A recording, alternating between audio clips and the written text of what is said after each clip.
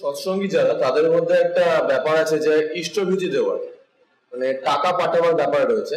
তো এইখানে কেন ফোর্সফুলি তাদেরকে টাকাটা দিতে হয়?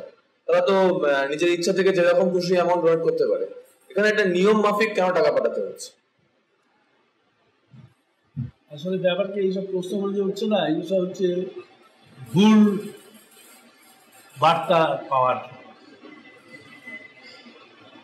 কারেক্ট ইনফরমেশন নেই যারা এইসব কথাগুলো বলছে।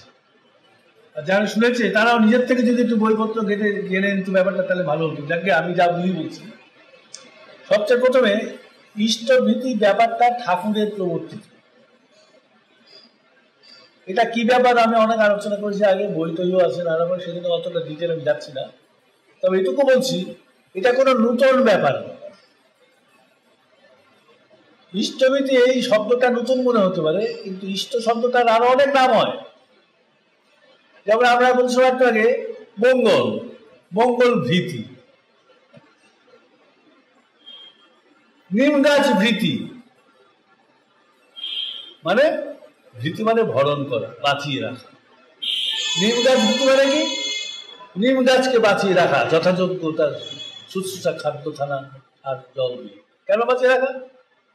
কেননা নিম গাছ থেকে আমাদের উপকার হয়, ওষুধ হয়, নিম পাতা খেলে অনেক কিছু লাভ হয়। এখন নিম গাছটা যদি মারা যায়, তাহলে তো আমরা ওগুলো পাবো না, আমাদেরই লস হবে, তাই তো?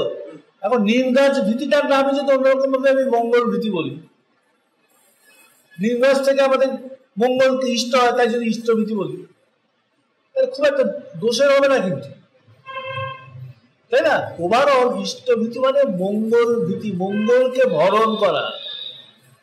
যেমন কলসিকে জল দিয়ে ভরণ করা, কেন? ওই জলটা পরে খাবো তাই না? তাই মঙ্গলের মধ্যে আমাকে কিছু ইনভেস্ট করা, যাতে আমি মঙ্গল হয়। কারণ আমরা তো মঙ্গল চাই সবাই, মঙ্গল চায় না এমন একটা লোক আছে কি? না। ভালো চায় না এমন একটা লোক আছে কি? তাহলে অন্যায় কোথায় এর মধ্যে? আমি যেটা পাবো, আমি গরুকে কেন খাওয়াই? গরু দুধ দেয় বলেই খাওয়াই। যে গরু দুধ দেয় না তাকে তো খাওয়াই না। তার ঠাকুর মঙ্গলটা হয় কোথা থেকে? মঙ্গল তো আকাশ থেকে বৃষ্টির মধ্যে পড়ে না। মঙ্গল যা কিছু হয় আমার অ্যাক্টিভিটি থেকে হয়।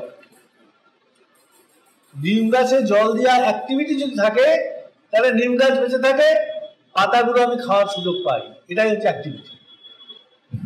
তাই ঠাকুর বলে দেওয়ার পথে চললে যদি আমার মঙ্গল হয়, ঠাকুরকে বাঁচিয়ে রাখাই আমার স্বার্থ। মঙ্গল আমার জীবনের প্রথম স্বার্থ, তাই ঠাকুরও আমার জীবনের প্রথম স্বার্থ। তা যে প্রথম স্বার্থ তাকে প্রথমে করবো, তো এটাকে ইষ্টভীতি।